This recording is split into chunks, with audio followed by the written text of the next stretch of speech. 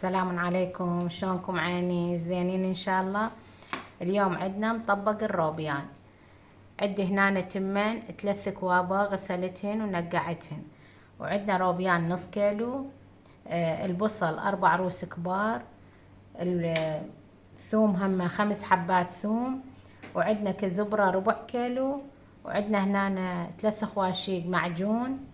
والبهارات تتكون من بهارات مشكلة، ملح، كركم، زنجفيل، فلفل أسود، فلفل أحمر، من كل شي خاشوقة شاي.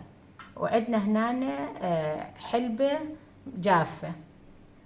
هسه نبدي بالطبخ.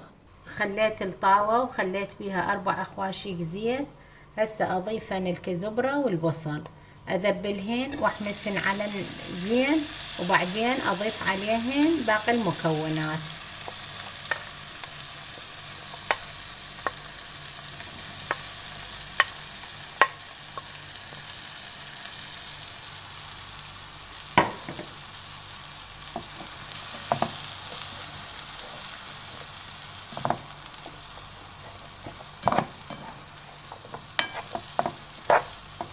شوية أحركه وبعدين أغطيه وأخليه على البخار يستوي.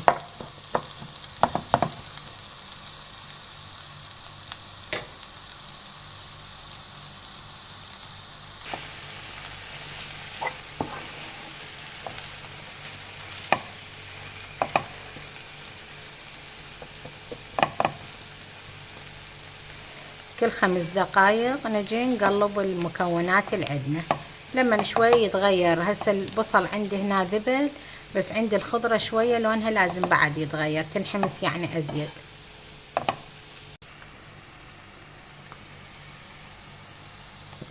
بعد ربع ساعة من خلينا المكونات ذبلن البصل والكزبرة اللي عندي. هسه أضيف عليه الثوم.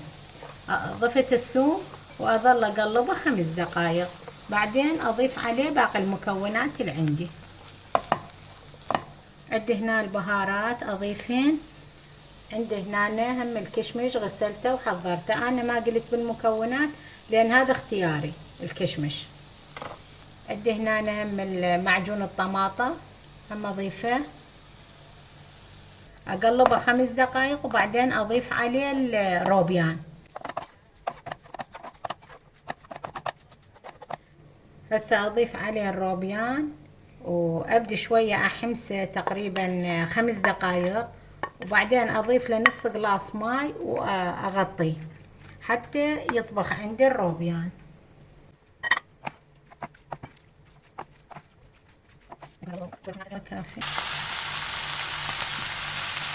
لاحظوا هنا الروبيان شوية هنا لونه تغير. هسه أضيف له نص قلاص ماي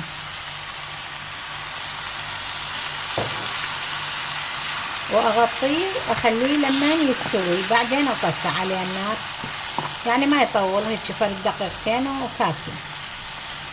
هاي الحشو مال التمن هسه عندنا جاهز. انا التمن ابدي اطبخها.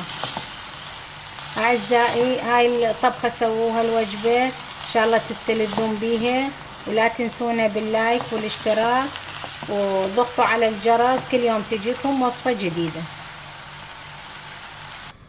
هنا التمن خليته وخليت ماي تقريبا سانت اعلى منه، واضيف له خاشوقتين زيت لان انا الحشو هم بيه زيت، ما كثر هنا هسه بالزيت. وعندي هنا ملح اخلي له خاشوقتين تقريبا صغار لان الحشو هم بيه ملح. اخليه على النار لمن يطبخ. هنا عندنا التمن شرب الماي مالته، هسه اضيف عليه الحشو واخليه يهدر.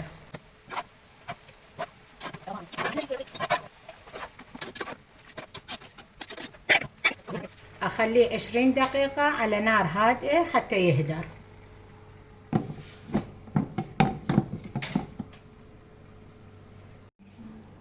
حبايبي طبقنا جاهز، سووه ان شاء الله يعجبكم وتاكلوه بصحة وهنا وعافية.